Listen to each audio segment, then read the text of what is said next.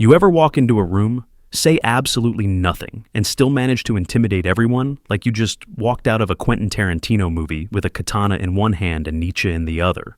Yeah, that's because most people are walking nervous breakdowns in hoodies, terrified of opinions, overthinking every sentence, and addicted to proving they're smart by talking too damn much. But here's the thing, the real assassins of the mind, the ones who can dominate a conversation, outplay their enemies, and leave people shook, they don't talk. They observe, listen, analyze, and then, if they do speak, it's already checkmate. Today, I'm going to show you how to outsmart anyone without even opening your mouth, using a psychological cheat code I call the Nietzsche technique.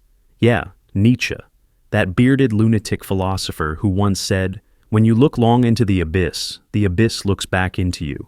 That simply means, when you're mentally stronger than the chaos around you, the chaos gets scared of you. So, sit tight, shut up, and let's break down how to become the scariest, most unshakable mind in the room, even if you're the quietest. Oh, by the way, I'm always featuring my favorite comment from the last video at the end, so stick around to see if it's yours. The power of strategic silence. All right, first things first. Silence is not weakness, it's not awkward, it's not passive, it's a weapon. The second you realize that not responding is sometimes more powerful than responding, you start playing life like a master chess game. Let me explain. Have you ever seen someone desperately trying to prove they're smart? They talk nonstop, they quote random books they didn't even finish, they name drop like their life depends on it. Meanwhile, the person sitting quietly, arms folded, just watching, everyone's thinking, damn, what's he thinking? Why is he so calm? Are they judging me? Exactly. Silence creates tension, and tension creates power. Friedrich Nietzsche called it the will to power, but what he really meant was stop reacting, start observing. The second you stop being a puppet of every emotional jab thrown at you, you become the one holding the strings. 2. Control the energy in the room. Now, here's the savage truth. The loudest person in the room is usually the weakest. They're overcompensating for a mind that's out of control. But you're going to be the storm in human form, not yelling, not flinching, just existing like a calm beast with a PhD in mind games. Here's the Nietzsche technique in action. You walk into any space, school, job, party, battlefield, family dinner from hell, and instead of trying to impress people, you observe. Don't try to join the circus, stand outside the tent and watch the clowns do backflips for attention. People are dying to be noticed.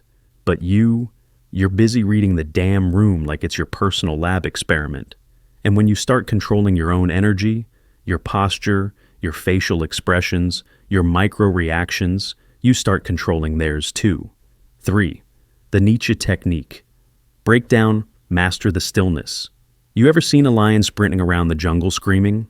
Nope, because lions don't need to prove they're lions. They just sit, breathe, and watch like royalty. Same with you. Sit with your back straight, don't fidget, and for God's sake, stop nervously laughing at things that aren't funny. Stillness equals control. Control equals dominance. You don't flinch, you don't react. You command presence. 2. Stare like a philosopher, not a psycho. I'm not telling you to creep people out with unblinking horror movie eye contact, all right? I'm saying, when someone's talking to you, look at them like you're reading their soul and their credit score at the same time. People will crumble under a gaze that isn't desperate for approval. 3. Say less, mean more. If you do speak, speak with purpose. Every word should be a bullet, not a balloon. Don't explain yourself, don't overshare, don't fill awkward silences with verbal diarrhea. Say something simple like, well, that's interesting, and watch people spiral trying to figure out if you agree, disagree, or just outplayed them without effort. 4. Outsmarting others without saying a word. Okay, now let's slap this into real life so it's not just some philosophical protein shake you forget tomorrow. Scenario 1, the argument trap. Someone tries to bait you into a fight. Don't engage, don't defend, just smile, maybe nod, and walk away like you've already buried them in your mental graveyard. They want a battle, but the war is already over. You didn't give them fuel, you gave them silence, and it burns more than a comeback ever could. Scenario 2. Group dynamics. You're in a group and everyone's playing intellectual Hunger Games. Don't jump in, just drop one sentence, make it sharp, make it loaded, and shut up. People will spend 10 minutes unpacking what you said, while everyone else gets ignored. Scenario 3. Romantic power play. Someone's playing hot and cold with you. Ghost you for 2 days, text you, "Hey stranger," like nothing happened. Hit 'em with the Nietzsche move. Read. Leave on scene, smile, go work on your goals. They'll panic. Because you didn't give them what they expected. Validation. This is where we talk about Nietzsche's Übermensch mindset and how to mentally dominate every situation. How to train your inner voice into a cold, clear, godlike weapon. And how to walk, think, and exist in a way that makes people uncomfortable, in the best possible way. 5. The Übermensch. Mental dominance starts inside. Nietzsche had this insane idea called the Übermensch, literally the overman or superman. No, not the cape-wearing comic book clown. This was deeper, more brutal. The Übermensch is someone who creates their own values, doesn't need the herd's approval, and rises above petty emotions, opinions, and social drama. That's you now. Or at least, that's the beast you're about to unlock. Mental dominance doesn't start with others. It starts with you. You can't outsmart anyone until you stop getting outsmarted by the dumbest enemy of all, your own inner voice. Let's be honest, your brain has probably been hijacked by weak thoughts for years. Did I say something wrong? Do they like me? Am I good enough? Just stop. Stop living life as a reaction to others, and you start living like you're writing your own philosophy in real time. 6. How to train your inner voice to be a savage. Okay, this part's gonna sting, because you're probably still letting that whiny little voice in your head run the show. You know the one, that insecure, approval-hungry internal voice that sounds like a customer service rep having a panic attack. It's time to fire that voice, brutally. 7.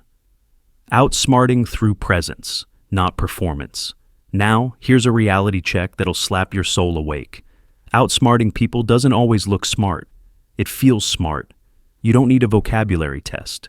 You need a presence that makes people lower their voices when you enter. Here's what people get wrong. They think intelligence is about quick comebacks, fancy words, and showing off. Real intelligence is about perception, reading the room, noticing what others miss, playing 4D chess when everyone else is playing tic-tac. So, here's how you sharpen your perception like a savage. Observe patterns, not words. People lie with their mouths, but their eyes, their micro-expressions, their energy, never lie. Start noticing. Who interrupts others the most? Insecurity. Who tries too hard to be funny? Validation seeking. Who always name drops? Masking weakness. Once you see it, you can't unsee it. And once you see it, you own them. Pause before you speak. This is a power move nobody uses. You pause for just one beat before you say anything. That pause creates weight, tension, command. It says, I'm not rushing, I'm not panicking, I'm about to say something worth hearing. It's the verbal version of pulling the pin on a grenade and waiting. 8. The silent aura. How to walk like a threat. All right, because you can think like Nietzsche all you want, but if you walk around like a defeated NPC, you're gonna get treated like one. Let's build your silent aura. So, walk like you know something, because you do. Walk with slow, deliberate movements, shoulders back, chin slightly up, eyes calm, scanning the room, not darting around like you're being hunted by the IRS. Take up space without apologizing. Master the exit. Sometimes the most powerful thing you can do is leave. Leave a conversation you're bored of. Leave a party you don't vibe with. Leave people who drain you. Nietzsche said, become who you are, not stay where you're not growing. You wanted to outsmart anyone without saying a word? Well, now you've got the tools. Click subscribe right now. Because, let's be honest, you've made dumber decisions today, like scrolling TikTok for 45 minutes and calling it a break. So, hit it subscribe or go back to getting outsmarted by toddlers with iPads. You're out here casually dropping wisdom and roasting the matrix. Where do they keep the factory that makes people like us? I need coordinates, a portal, something. Legends shouldn't be this rare.